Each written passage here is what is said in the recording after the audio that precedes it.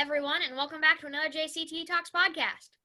Today we are interviewing Daniel Vitalis. He is the CEO of WildFed and Surthrival, both of the companies that sponsored our podcast. Also, he will be announcing the giveaway winner for our WildFed giveaway. Do not forget to like this video and subscribe to the channel. Now on to the podcast.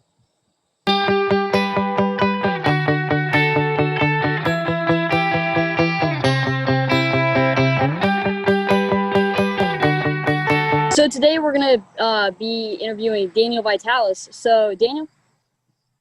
Hey guys, thanks for having me on.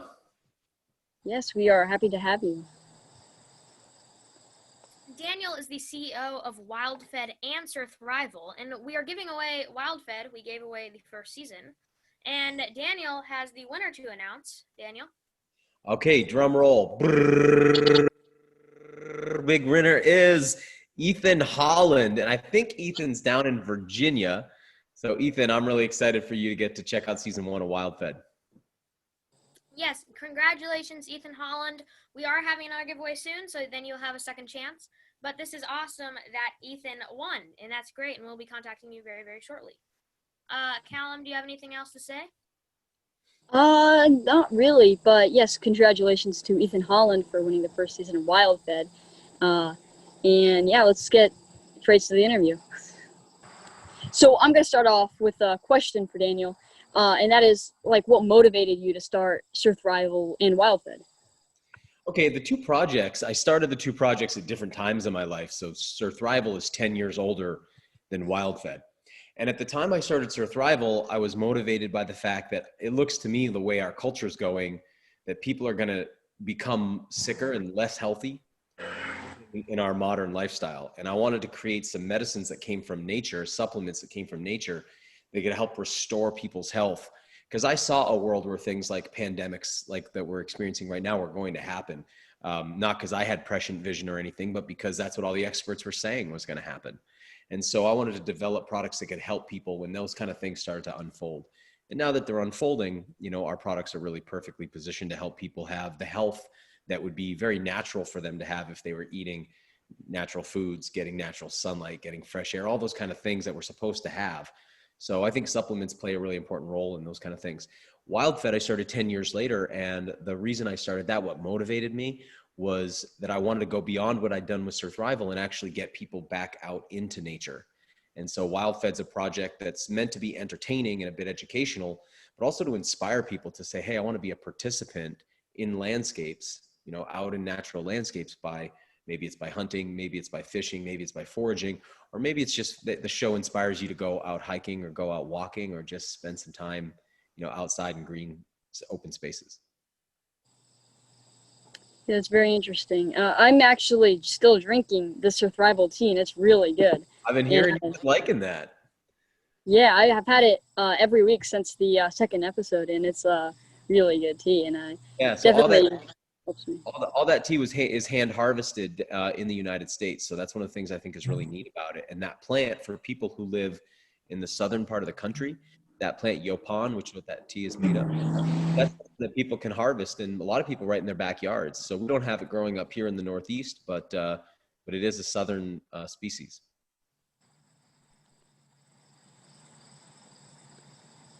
Yeah, that's very cool, and that really inspired me. I was talking to my dad, how it's caffeinated and it's naturally caffeinated. It's really, really cool how that is, and you can just grow it in your backyard.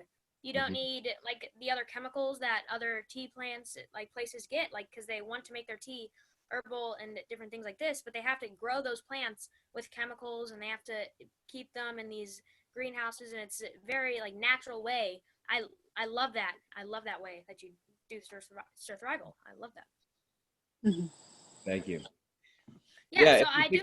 I'll just say one more piece. If you think about tea, the plant tea is Camellia sinensis, and it's from China. Sinensis means Chinese. And so, it's from Asia, and it's a fantastic plant, but it doesn't grow in North America. So it's a neat idea to get your caffeine needs met from your own continent. I just think that's something that I get excited about.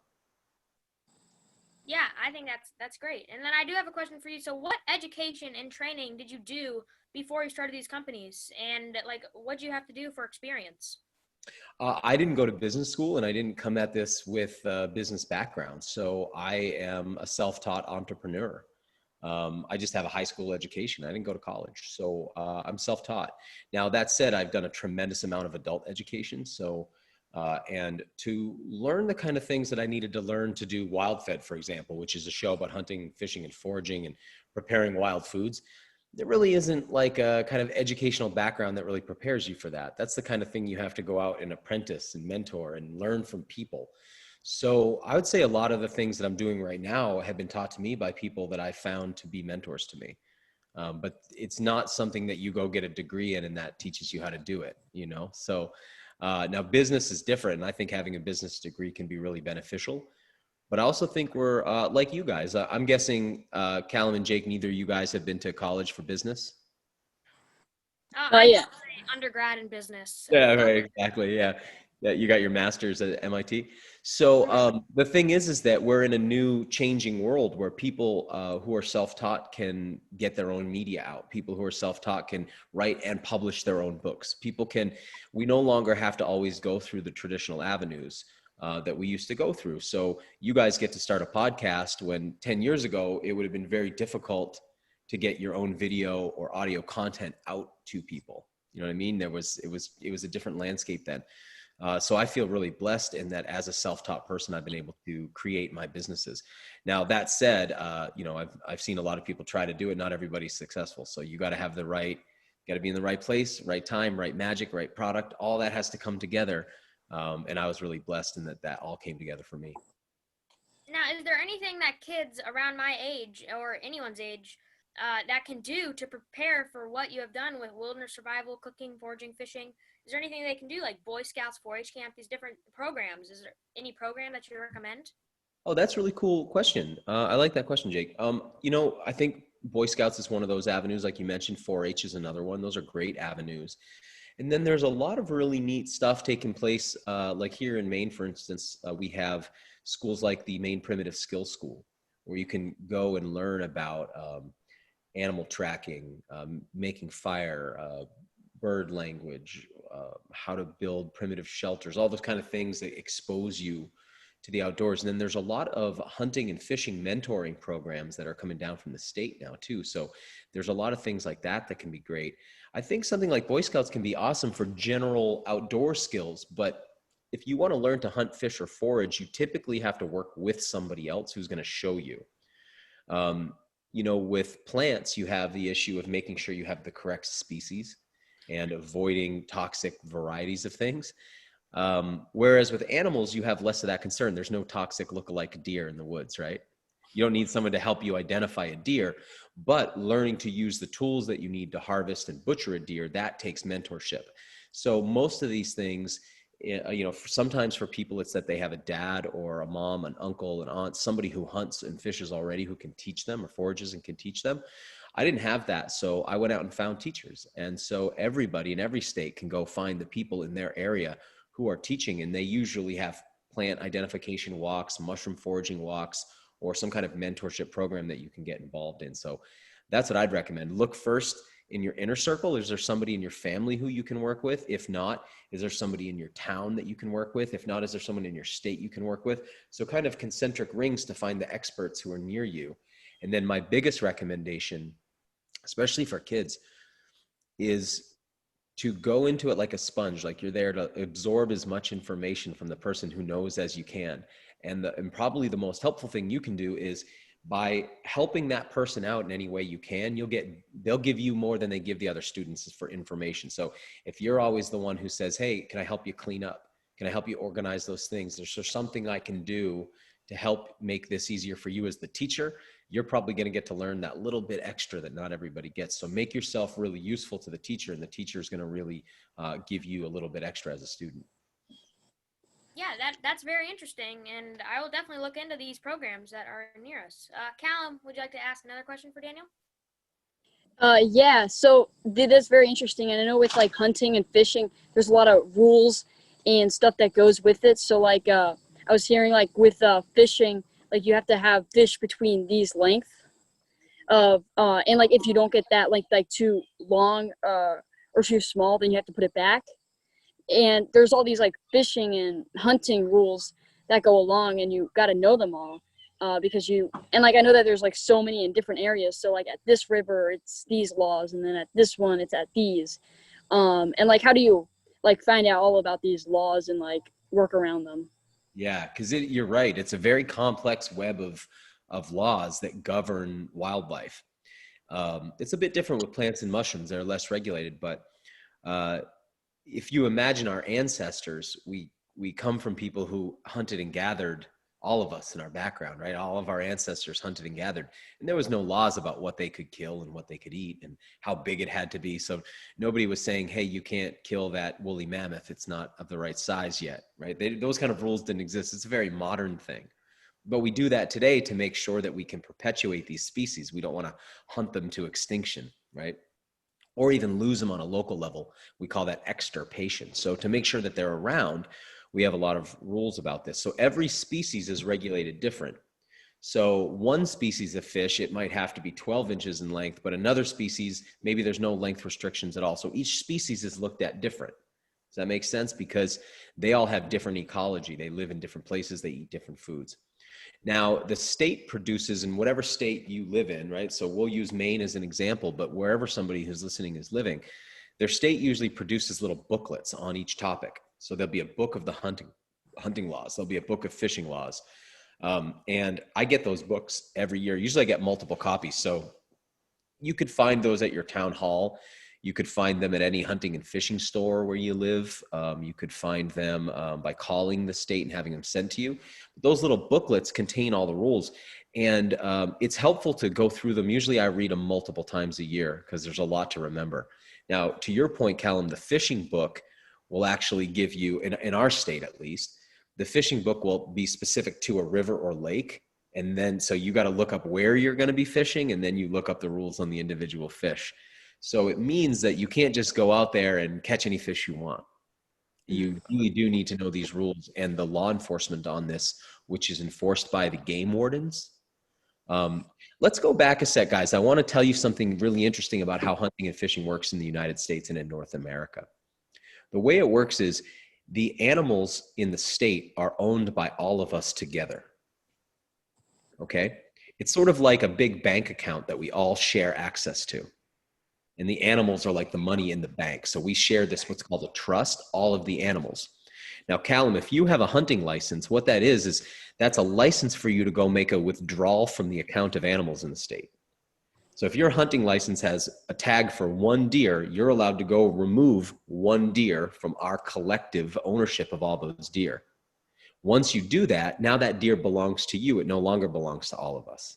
So once you take possession of it by killing it and putting your tag on it, now that's your deer. And that's the same with the fish. But until then, we own it all.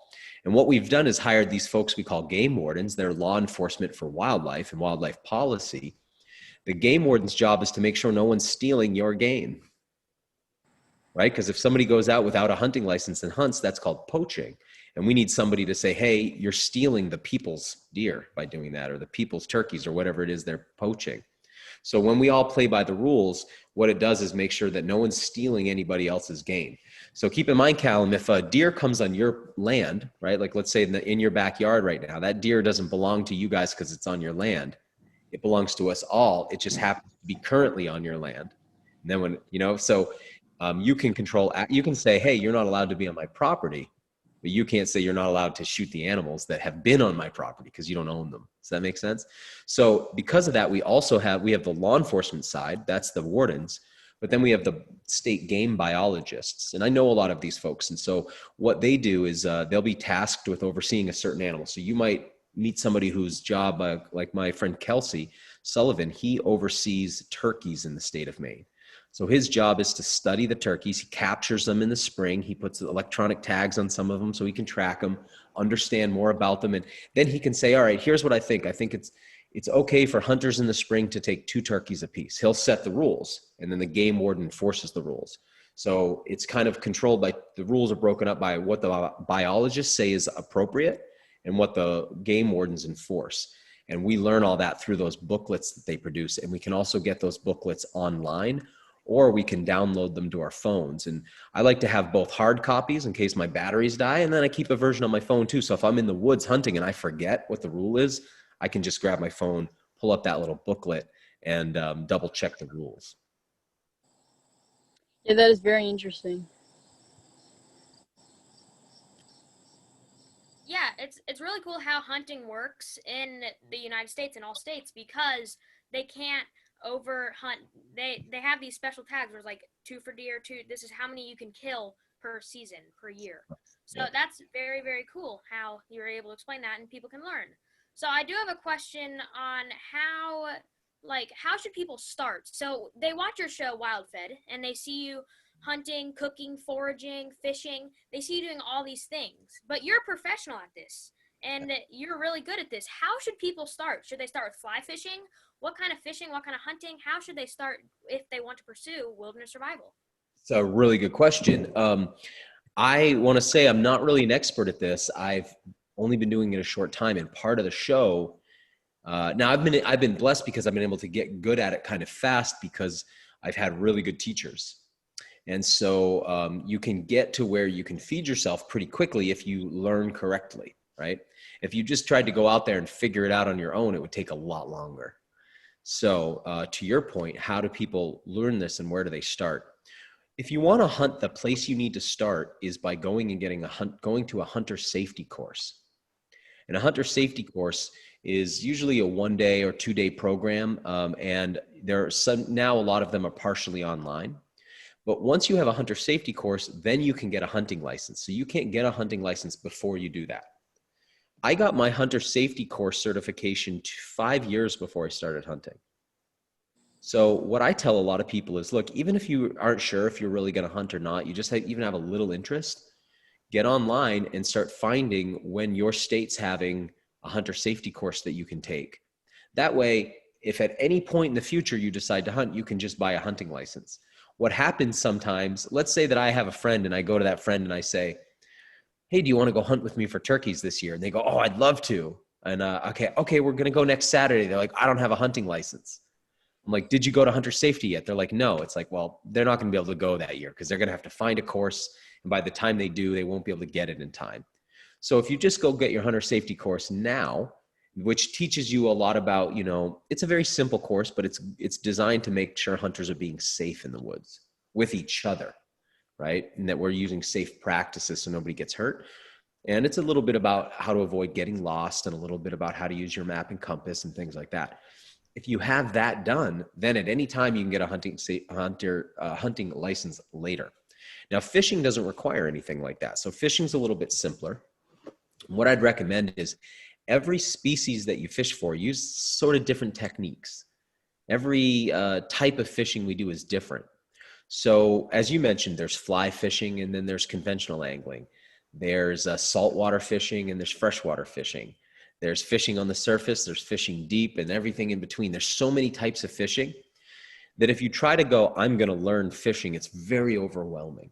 What's better is it to learn one type of thing at a time. So if you have a friend, an uncle, an aunt, a mom, a dad, a brother, somebody you know, or one of these programs, and let's say they want to go bass fishing, I say go just learn how to do some bass fishing. Learn that one thing. Once you know that, then maybe you learn a different type of fishing. Do it one piece at a time. Hunting's like this too. So I'll say, a good place for people to start hunting who've never hunted, I think, is squirrels. I think squirrels are a great way to start hunting. They're delicious. You don't need very powerful weapons to do it. It's very easy in most places. You don't have to go very far and it's small. So as you learn to butcher them, if you suddenly, Jake, had a moose to break down and put in your freezer, you'd probably be overwhelmed. It's bigger than a horse. It's a lot of work and it's a lot of weight and it's a lot of freezer space that all that meat's going to take up. But a squirrel, I think most of us can find some room for it in our fridge, right? So you can start small and then you can work your way through. But again, I think the way to do it is to find a mentor. Don't try to learn to hunt. Instead, try to learn to hunt one type of thing. Maybe you start with turkey hunting or deer hunting or squirrel hunting based on who you know, who can bring you out and teach you and show you. But I like to start people on things like squirrels and turkeys because they're smaller, they're very fun hunts, and you can learn quickly. With foraging, in most cases, you're going to want to go out with somebody who does this already, and they can introduce you to one plant or one mushroom at a time. What we don't want to do is just go around trying things, because sometimes things are poisonous. Or maybe they're not poisonous that they'll kill you, but maybe they're poisonous in that they burn your mouth or leave uncomfortable sensations in your mouth or things like that. So it's good if somebody can introduce you to the plants. Now, once you've been introduced, now you know that plant. Now you know that mushroom. And next time you see it, you'll recognize it. So I say take it in very small bites. There's an old saying, how do you eat an elephant? One bite at a time, right? You don't want to go at it like sitting down to eat a whole elephant. It's very overwhelming. But if you just break it down into small parts, so rather than going, I'm going to try to learn all this stuff and become an expert in it, you got to start with one type of thing at a time. And then those things build up. And if every year you add in a new plant, a new animal, a new fish every year, after a while, you start to accumulate a lot. And before you know it, you know quite a bit about how to get your food from nature. Yeah, that's very interesting, and how there's so many options that you can choose from. Yeah. And I'm wondering, just to go a little deeper in, what do you recommend? So if people start off as squirrels because it's smaller and it's easier, what is the recommended? So there's compound bows, there's crossbows, there's rifles. What kind of weapon do you recommend to start off? It's a good question too. And I think that it really comes down to the person and what they want to do. So let's transition over to fishing for a second. You brought up fly fishing. Now, fly fishing is a very unique type of fishing. It's in its own category, and it is a very gentlemanly type of thing to do. Now, I don't mean just men, because lots of women participate too, but it's a very polite sport, and it tends to be more about how you cast than it is even about the fishing. It's a lot about the gear, and people who like to fly fish are very invested in learning the equipment and learning how to cast gracefully. And it's a lot about making your own lures and tricking the fish. That's kind of what it's about. So some people go, wow, that's what I'm attracted to. Other people look at that and go, hey, I'm more interested in eating fish than I am about just all of that. Maybe I'll look at a different method. And so hunting's like that too. A lot of times people who hunt, I think generally a rifle is a much more effective system than archery is. Archery, you have to be a lot closer. There's a lot more that can go wrong. You need to learn a lot more, and you need to practice a lot more. But there's a type of person that goes, hey, archery's for me. I feel like I'm a bow hunter. I want to learn to use archery equipment. I don't like guns. I like archery. And some people go, man, I like shooting rifles. I'd rather just do that. I don't care so much about the bow part. So the bow attracts people who want to get closer to animals, who want to rely more on skill and stalking, who want to see the animal up close, and who are okay with the fact that they might not be successful more frequently. Because it's not about getting the animal, it's about how they get the animal. Versus someone more like me, I'm about the food. So I prefer a rifle because I'm successful more frequently. I don't have to be as close. And if I'm good with the rifle, I can take home animals much more frequently. So it's less about how for me and more about the meat part. So it kind of depends who you are. So I would say if you're somebody who's more drawn to archery, then please go in that direction. And if you're more drawn to the rifle, go in that direction.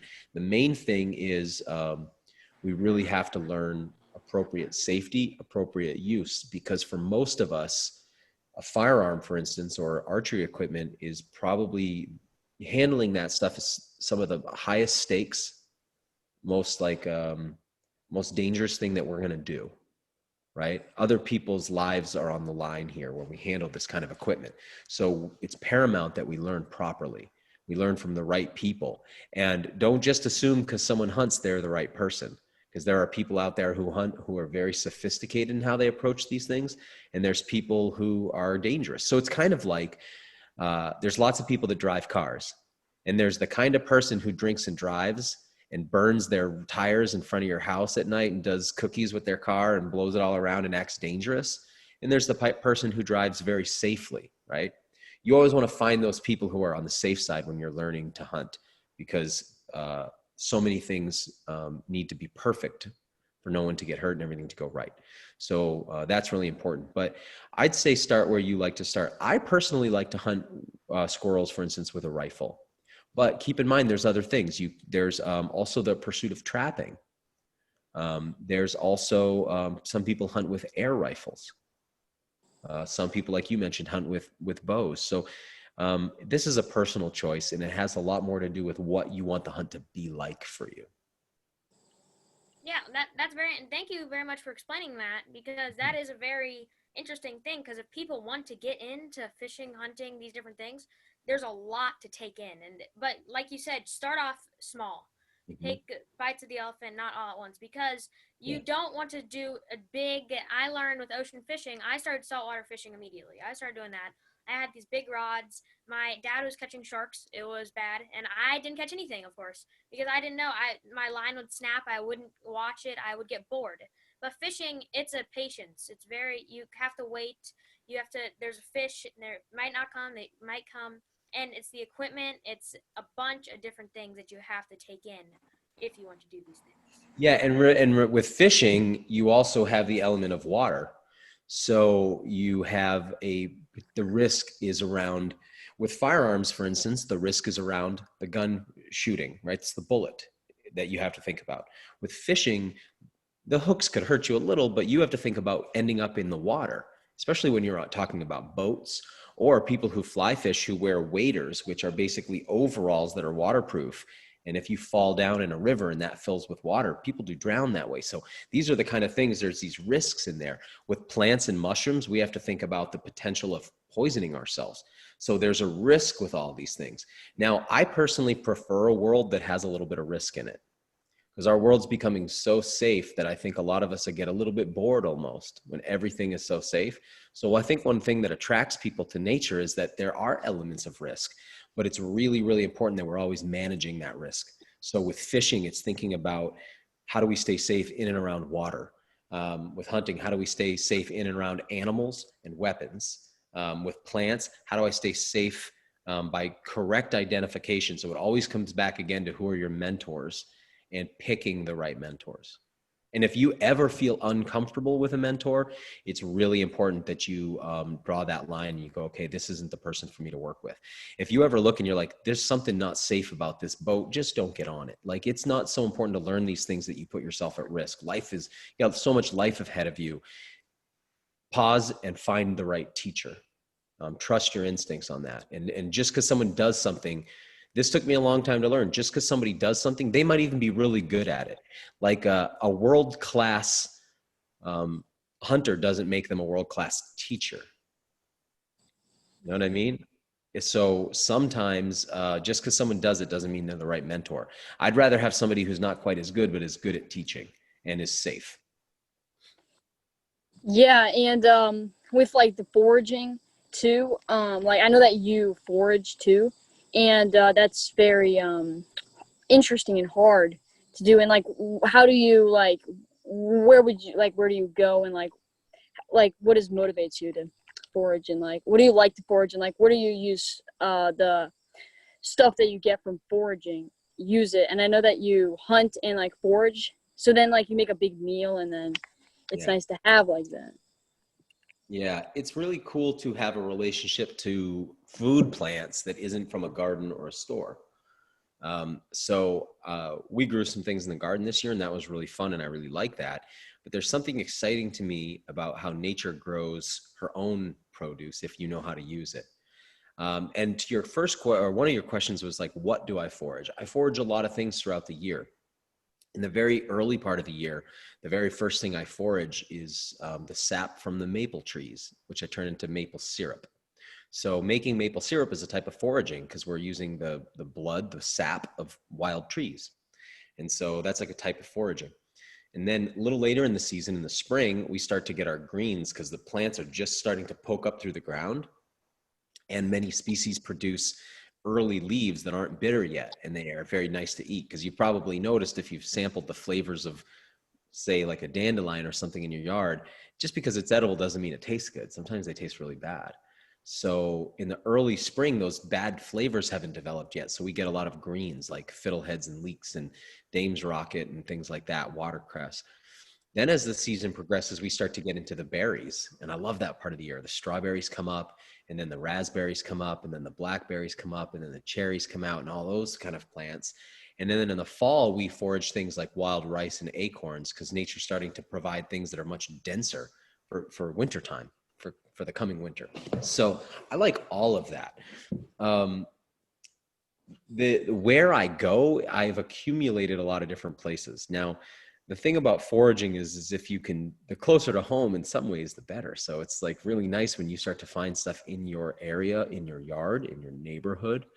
But that said, I have places where I go, sort of just like my hunting. You develop a list of spots.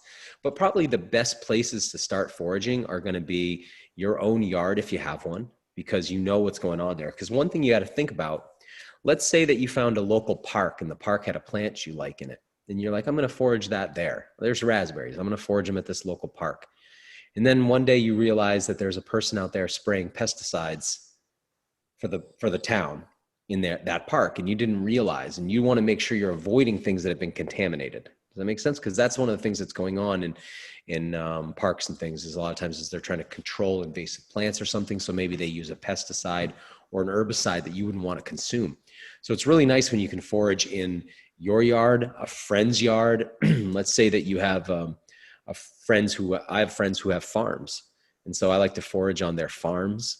But then we also know places in the woods and stuff that we go for different things. So it's about accumulating places. But again, if you start with a good mentor, they usually are going to introduce you to some places. So the where is important, but the who is almost more important, because the who is who shows you the where. That makes sense. So if you came out with me, I would be bringing you somewhere. I can't just tell you how to forage on a sidewalk. I have to bring you to a place to teach you and introduce you to the plant, right? Because it's kind of like, I could sit here and I could tell you about a friend of mine, and you'll only ever get it so much. I have to introduce you to that friend. Well, my friend is alive and the plant is alive. If I want to introduce you to that plant, I have to bring you to that plant, which means you learn a place where that plant grows. So going out with other people is really important. And that's how you kind of accumulate your spots in the very beginning. But it gets much more advanced, Callum. It gets much more advanced. I have a friend who can find the trees he's looking for. He's a botanist. So that means he's a professional plant scientist. So he's more advanced than most people, but he can figure out where he wants to go based on looking at satellite images. And he'll be like, I know what plants are going to be there based on that. That's because he went to college for botany and he's worked as a botanist. So there's very advanced levels, but in the very beginning, get somebody to bring you and show you these plants. I'm looking in your backyard right now, Callum, and I can already see some things that you could eat. Yeah, that's very interesting. And like with hunting, also how you have to bring a lot of stealth into it, and and like, because you don't want the animals to smell you, because animals will smell you and then like not go towards you. And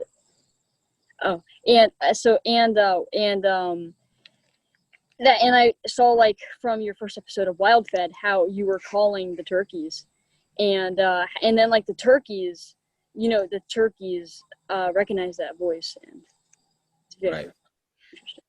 Yeah, a lot of the animals that we hunt now, as you pointed out, some animals have incredible senses of smell. Deer are like that, and bears are like that. So when we're hunting those animals, we have to think a lot about our scent. Some animals don't smell well at all, but have incredible eyesight. So like a turkey doesn't really smell you, but can see very, very well. So each animal that we hunt, what we're basically doing is we're asking ourselves, what are that animal's strengths and what are their weaknesses?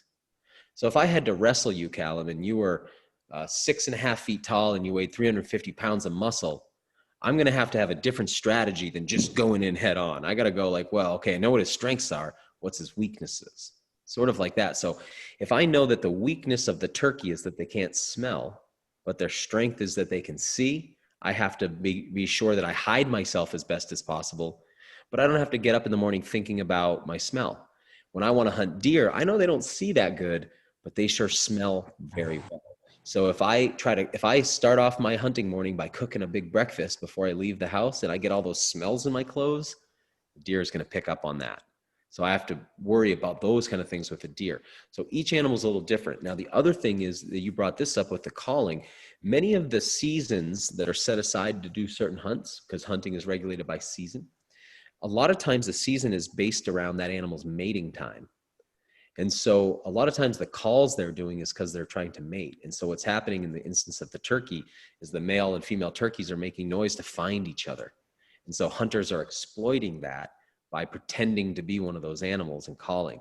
It wouldn't work all year. It just works during that part of the year where they're using their voices to find each other. And so some animals are hunted that way. And typically with each animal that we hunt, hunters have figured out how to exploit their weaknesses or bypass their senses a little bit. Yeah, that's very cool. And how, I mean, it's interesting how hunters really like just use it.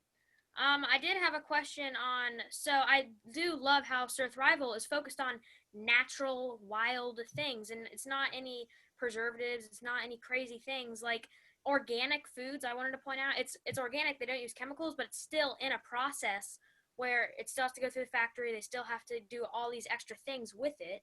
And foraging, it's just you go out into the wilderness and get whatever you want, you pick, and you get all these natural things.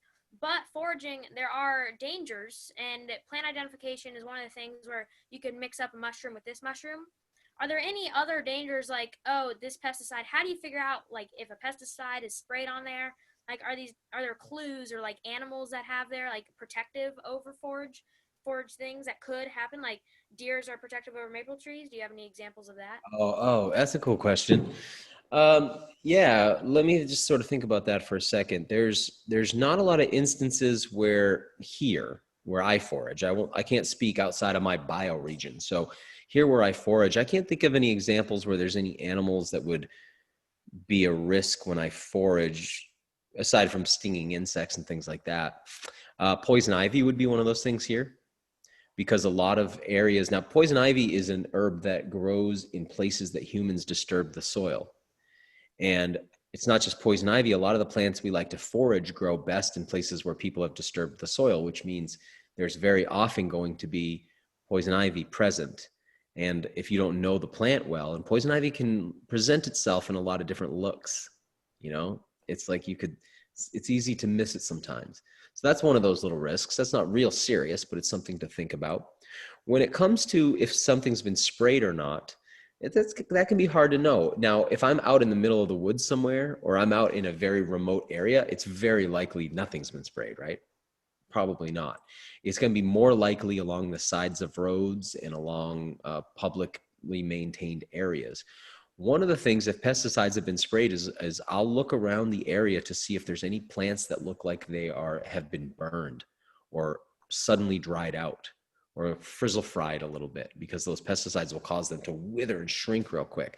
So if you're noticing an area where everything looks like it's been burned a little bit, that's something to avoid. If you're seeing a lot of garbage, if you're seeing a lot of maybe streaks of oil in the water, if you're seeing anything like that feels like it's a polluted area, then I just stay away from that. That's not worth it. So it's really about seeking out clean areas. And that can be difficult to do. And one thing that's nice about when you mix hunting and fishing and foraging together is when I'm out hunting and fishing, I'm also paying attention for what plants are growing around there. And when I'm foraging, I'm paying attention to animal sign, so that I'm always finding new places by being out there looking around. Yeah, that's very interesting. And in the wilderness, there's a lot of dangers that can come up when foraging. Now, is there a way to people start? Can they start foraging by going in their backyards? And how can they help? Let's say if you live in the city and you can't go and for miles they have polluted, but your backyard, is there any ways that you should help if you want to forage in your backyard? Should you not spray pesticides? Should you not do anything or do stuff to help like more foraging items come to your backyards? It's a cool question too. The less that you add chemicals to anything, the better for everyone and the world, right? So we sometimes don't realize how selfish we've become as people, because somebody might say, wow, I'm not going to spray my backyard with a pesticide because I want to eat the produce. And they don't realize that, hey, wait a second. if I spray the backyard with pesticide, that's also damaging all of the pollinating insects. It's in all the invertebrates, all of the small mammals that use that place, all of the birds. Like it's not just about us, but sometimes that if we understand that about ourselves, then we can use that a little bit. Because if I decide, if eating something from my backyard makes me not want to spray a chemical, all the other life forms benefit too. So, as I said before with WildFed, part of what I was hoping would happen is that it would inspire people to do this, and that they would start taking better care of the natural world out of selfishness because they wanted something from there. Does that make sense? So it's a way of bypassing how people do things a little bit. This year, because of the pandemic, we never had any lawn care done. So we didn't mow our lawn at all this year, which means that there's a lot more plants here that I didn't know were here because they would always get mowed down. And with no one cutting, I'm suddenly getting to see that there's a lot of forageable plants in my yard that I wasn't aware of being here. So that's one of the things, that if you can leave some areas uncut, you'll get to see a little bit more of what's there. And not all plants are edible, but a lot of plants that we don't eat necessarily or use as a forageable are still good teas and are still good medicines. And so there are a lot of plants that you wouldn't necessarily put in a salad that you might use in another way, a tea, a tincture, or something like that. And a lot of those plants grow in our yards. So backyard is probably the best place to start foraging. And most people can start with something really simple, like a plant like dandelion, if you learn how to use it properly and when to use it. Because the thing about foraging is that a plant like dandelion is edible at certain times of the year, but most of the year it's not very good. But there are parts of the year where it is good. So foraging is not just plant identification. It's also knowing when a plant is at its right stage for use as a food or medicine. A lot of that you can learn in your backyard. And as long as you have a little bit of guidance, usually you can find multiple things in a small space. And also going back to the urban environment, there are people like Wildman Steve Brill and his daughter. They live in New York City. And they teach foraging in Central Park in New York City. So there are folks who do urban foraging, and that can be a lot of fun. I've done a lot of that over the years, but you just have to pay more attention to if the area you're in is clean or polluted. Yeah, and like here in at our property, we have a lot of plants growing, and we have like apple trees, and like with apple trees, you could just like grab an apple and eat it off of the tree most of the time, and that's just very easy. And you could also use apples for much more things. And yeah, like how you were saying, how you can also do like urban foraging, which is very interesting. So you can basically do foraging wherever you can do foraging wherever if you get into it. And I think that's really cool. Yeah, you obviously have to pay attention to who owns different pieces of land. So like you're not allowed to just walk in people's yards and start taking things, right? That's stealing. But let's say that you saw that your next door neighbor's got an apple tree and they don't seem to eat the apples. You can always go knock on the door and say, hey, I noticed this apple tree. Would it be okay if we went and picked some of them? I love apple season. You know, we're getting close to it now. And one of the things I like to do is gather apples from lots of different trees, everything from very small apples to big apples, from ones that taste really good to ones that are like, make your mouth pucker, and get them all together. And then we make cider out of them. And I love doing that. It's such a fun practice. And the cider that you make from a mix of apples is delicious. And so apples, blueberries, things like that are very easy to identify. You know, it's very hard to misidentify and eat the wrong thing. You thought it was an apple and it's something else. That doesn't happen much. Most of us know an apple. So that makes foraging very easy and safe for certain things like that. The other thing that's cool, I don't know if you guys have ever done this, but have you ever been to a pick your own blueberry or pick your own apple place where you go and harvest your own? For some people who think like, well, foraging's a little too adventurous for me. I'm not the type, but maybe they like to go do something like that. So it's sort of a nice in between. It's not going to the store. It's not wild food foraging either. You're at an apple orchard that somebody planted and maintains, but you get a little bit of both experiences. You know it's safe. You're not going to misidentify anything. You're at an apple orchard. They hand you a little baggie and everything, but you get the experience of being right there with the tree. And that's one of the things that's so nice about foraging. Hunting, fishing, and foraging gives us the opportunity to experience the foods, and they're really, really fresh in a way that most people don't ever get to experience those foods. Yeah, and with some of our apple trees here also, there's these like big caterpillar nests in them. So we don't, that's not good because these we don't want the caterpillars to eat them, and then and how do you like work around that? I don't know if you know.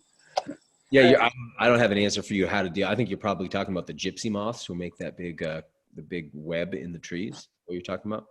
Mm-hmm. Spider web covers everything. I mean, for me, they are another legitimate organism who live on Earth, right? So it's helpful if we can sometimes let our human judgments go about they're bad, this one's good, this one's bad, because we all live here and share the planet and we share the food that's on the planet. But that said, of course, you don't want them eating your food, right? As much as you can help it. But I typically just, I don't mind sharing a tree with them. So if this half of the tree has great apples and that half's covered with those gypsy moths, I'll just take the apples from this side of the tree and just work around them. But I think they have as much a need for food as we do. And so, I'm okay with sharing some of that a little bit. And that's one of the things that's different about foraging versus farming. Because when you're farming, you've put all the work into every single part of that garden. Nobody did that for you. Nature doesn't just do that for you. You have to do all that work. So if a pest comes in, that's a problem because you put all that work in. You bought the seeds, you raised up the seedlings, you fertilized, you weeded, you did all that. So you don't want any insects eating anything you've grown. But when it's wild, what's nice is you don't really care. You're like, I didn't plant that. I didn't do any work. I'll just go to the next apple tree. And so it makes it easier to share with the other animals because you're not, you didn't spend money and invest all your time into it. It makes it a more relaxed experience. Yeah, see, I have my own garden, and squirrels like to eat my corn, eat my apples from the tree. It's always the squirrels that eat it all, and like might have like 50 apples on a tree. They're all gone, and Frustrating. yeah, it's not good, and I get mad, but like it's their food too. Like I share, so it's a good thing. And do you have because you're a hunter and a forager, so when you hunt, does foraging ever make you think, oh, the turkeys are going to eat my wild blueberries, so I should hunt the turkeys? Does that change your thought process at all?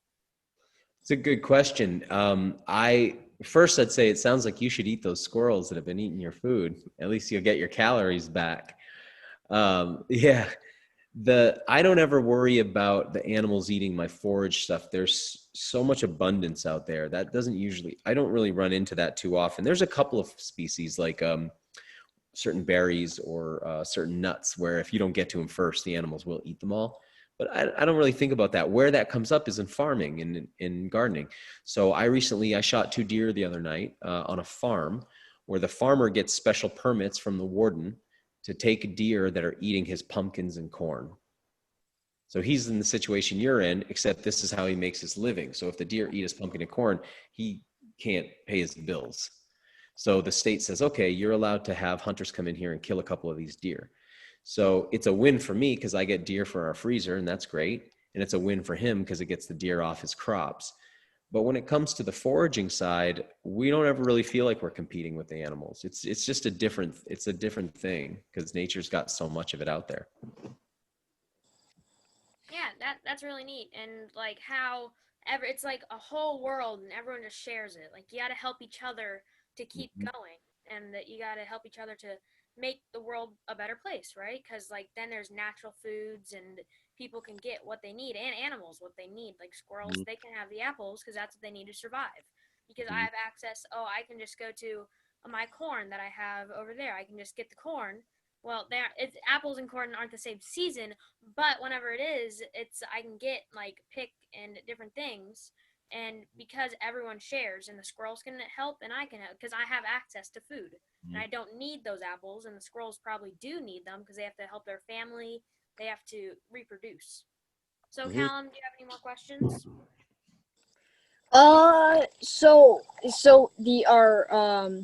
There's a sugaring shack right next to us, and they make a maple syrup, and it's really nice. And when like a lot of people around here do their own sorts of maple syrup and like gather it, and like there's all these different tubes, and they all lead to this one thing. And I don't really know how that works and stuff, but it's really cool to see. And then that's really cool how just these people, and like there's a certain season for maple syrup, right? So then they can only do that once like a year, and they just get all this maple syrup and then just like sell it all, and it's really interesting.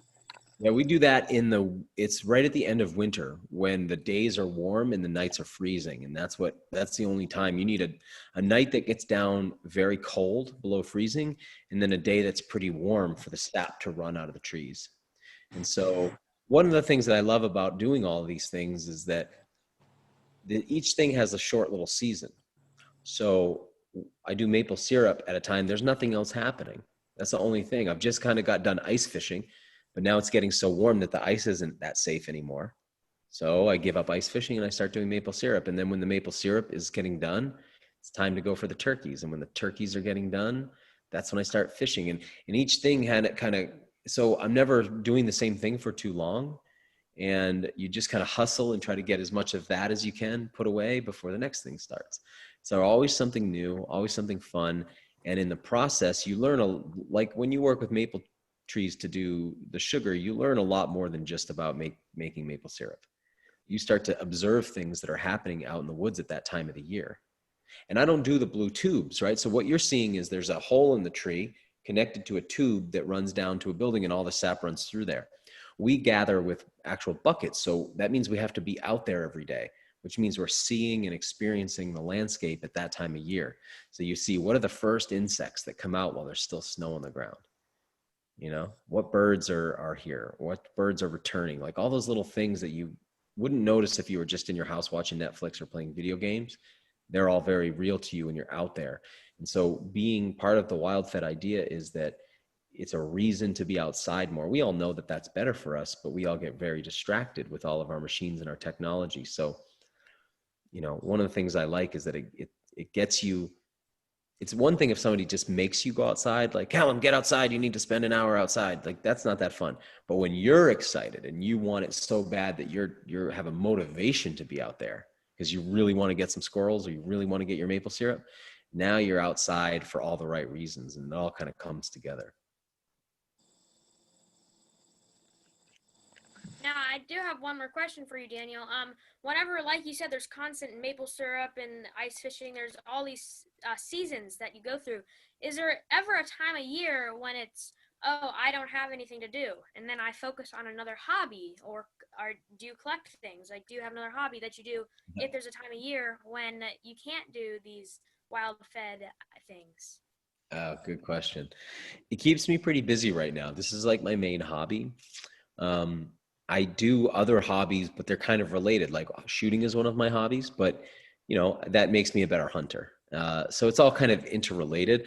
I like to go canoeing with my wife, Ivani, but while we're canoeing, you know, I'm often trying to pay attention. How does the acorns look this year? Where are the squirrels hanging out?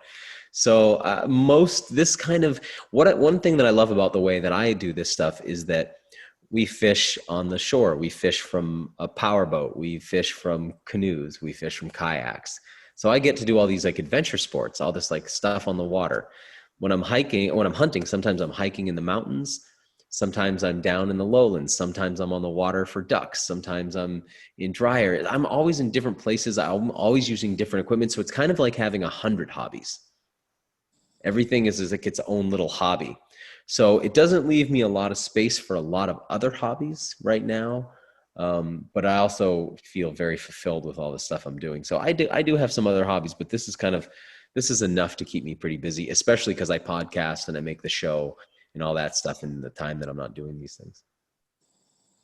That's yeah, and it's great. Like doing this, it's like a full-time, and it is a full-time job for you. It's like it's constant, and it's great that you're into this kind of stuff, because that is what really can help you if something happens. Because I watch these shows like Doomsday Preppers when I'm inside, and like you're pretty much like prepping for these things that can happen, and like you can help yourself, and you're able to do and help others, and like animals and other people. So that's really, really neat. Yeah, and you know, keep in mind when you watch a show like Doomsday Preppers, a lot of the stuff that those folks are doing is coming from a place of being afraid about what could happen.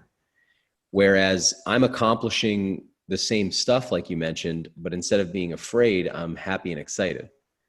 So that's a better emotion to be in than to be afraid, and you still are prepping, right? Or if something bad doesn't happen, you might have, imagine if you got to be quite old and you were at the end of your life and you were looking back at your life and you said, well, I spent so much time prepping for things that never happened that I could have spent loving life. I could have spent with my family. I could have spent outdoors. I could have been doing things with my life besides just that. Whereas the way that the stuff we're talking about, these things, I'll never look back and regret. They are incredible adventures with people I love. And I get to do all those things and be part of nature. But also, like you said, if those events do happen, I have a good strategy. So I think this is a good strategy for learning survival, but it's not really, when you're doing it, it's not about survival. It's actually about food, and that makes it feel a little different. So same goal, but in a better way. I think it's a more fun and an easier way to approach it. And it doesn't freak everybody out either. Yeah, I think it's great that like you're able to enjoy yourself and like do things that you love doing and like having a great time. And like I bet a lot of people would like to do this. And it's interesting, and anyone can do it. Like you can just go out to your backyard and just find the different things and identify. Like there's a lot of things that people have access to, and you don't need to do a bunch of extra stuff like buy a rifle, do all these classes for foraging. You just have to go outside. Oh, here's a fun little natural like plant. Oh, eat that. Like fun things like that. Yep. Callum, do you have anything else to add? No, I think that this has been really fun talking to you and learning about all this different stuff that I had no idea about. And foraging is really fun. Seems really fun, and like I've been fishing, and fishing's fun, and someday I want to start hunting. And it was just really fun to hear all the stuff that you had to share. Thanks, Callum. Let me know if I can ever help you when you start to get into hunting. Yeah, I really want to thank you I had a lot of these questions about hunting and fishing because I'm a Boy Scout, and one of my goals is to earn every single merit badge. There's 137 of them. So far, I have 53. So Wow, that's a good start. During quarantine, there's these virtual merit badges, and you learn about these things. And like you pointed out with hunting, fishing, and foraging, there's safety issues. So you got to watch out for the water. Every single merit badge that you cover, so every single topic, there's safety issues that you have to. There's like requirement 1, safety, and then there's A, B, C, D, E. Right. There's a bunch of things that you have to cover, and Boy Scouts is really like preparing. And I think that every Boy Scout shouldn't do the minimum. So like for Eagle, you have to have 21 merit badges, and they have Eagle required merit badges that are related to things like wilderness survival and different things like that. But there's these extra merit badges that you learn so much more. Mm-hmm. For example, kayaking, hunting, those you don't have to do those, but it's great to learn them. Fishing, they have a bunch of different things. Archery, you really increase how much your information that you know doing all these things, and getting to talk to you and getting to learn about how to do these things and how people can really do wilderness survival very easily, and you can learn about it just taking small steps at a time, and you can slowly, just a small step, like you said, just learning bass fishing, you learn a lot of information, and it's really good to set you up for life. And if you only do one kind of fishing, it's still, you know how to do one kind of fishing. So that's a great way, that a good source that people can have. There's a lot you just said there. I'd like to unpack a couple parts of it. There's the part about you don't think people should do the bare minimum, and I really agree. There's a saying that I really like in my life. It's helpful in my life. It's the way you do anything is the way you do everything. In other words, if somebody is the type who goes, I'm only going to do the bare minimum over here, they probably do the bare minimum in almost everything that they do. You know, if you're the type of person who wants to really have a rich and full life where you experience a lot of things, you can't do it by doing the bare minimum. And the thing is that the people who are at the top of their field, the best athletes, for instance, in the game, they work harder than everybody else, but not that much harder than you'd think. All it takes is doing a little bit more extra. You're probably, to get that many merit badges, you're probably not crazy about it. You're probably just putting in a little more work than everybody else, but the results of that little bit more are huge. right? So that's a big deal. Another piece is that I think one way to approach learning is that everything you learn is going to have application in other areas. They call that's lateral stuff. So it's like you learn bass fishing, a lot of that's going to carry over. But it might not just be fishing. You might learn things in bass fishing that are useful to you in other areas of your life. You know, it might be that the lessons you learned in bass fishing help you in business, for instance. Who knows? Like, so being open-minded that everything you learn can benefit you in other places. But I just really agree with you. I think that one piece at a time is how you do every project. If you wanted to be the president, if you wanted to be an astronaut, or you just want to get good at bass fishing, every project, all those are just projects. Like you could start your project list and it could have become an astronaut on it. Well, become an astronaut's pretty scary and overwhelming. But if I break that down into all those little bites, and just each day I'd take a bite and I take a bite and take a bite, you get to your goal. So it doesn't matter if we're talking about fishing or anything else. Everything is done one small piece at a time. And the people who do the most in the world will tell you that. That's how they're doing it. So it's not that they're special. It's not that they have magic powers, that they do a piece at a time. So I think it's cool you guys are talking about that now. And I think you guys would know that because you decided to start a podcast, and that was overwhelming probably when you had to do it you didn't do it all in a day. You took each piece, one piece at a time. Like, oh, we need this program. Oh, we need this software. Oh, we need this piece of equipment. So it's the same. You take the project and then you go, what's the next thing that I do to move the project forward? And if every day you ask yourself that, you'll push all your projects ahead. Yeah, those are very inspirational words for anyone, and that's great for people to understand. Like, don't do the bare minimum. Like, you just have to do a little bit extra work, just a little bit and extra every step that you do. Just take that little extra information to ask, like your teacher, ask, hey, what about this? How can I do this? Can you explain this a little more? Just that little bit of information that adds up really fast, and you really understand things way better. And I'm very, very happy that you brought that up. Yeah. Callum, do you have anything else to say? I don't really think so, but I think that this has been really fun learning all this different stuff, like I said earlier, and how it's like I actually had started kayaking not too long ago, and like then you learn all of this new stuff, and like I feel like it's very interesting, and like then you learn about the water, like high tide, low tide. Maybe that you don't learn that with kayaking, but like once we had a rental up here, and it was on the beach, and then we learned all about the tides, and like what fishes are out at this time, and then you just learn all of that. So I just think that's really interesting throughout life. Just to keep accumulating and accruing all that knowledge.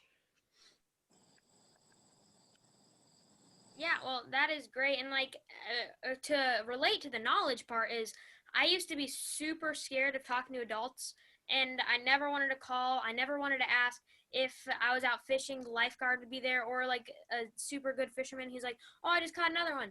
I would never have the bravery to just go up to him and say, what are your like, do you have any tips? Like, what information could you give me? I never had that bravery. And now I am slowly working on that, and I'm very happy that I did that, because now I can go up to that person and say, hey, do you have any tips? And they say, here's some information. Take it and then go farther with it. And then I take it and I go farther and use those tips. Some tips I use, sometimes I don't use, and then just keep going and really change my mindset with those and improve my skills relating to that subject. That's it, man. And then that attitude will take you all the way. It'll take you as far as you want to go. And by the way, you seem like you're really good at asking adults questions, so you're doing a really good job. Yeah, thank you.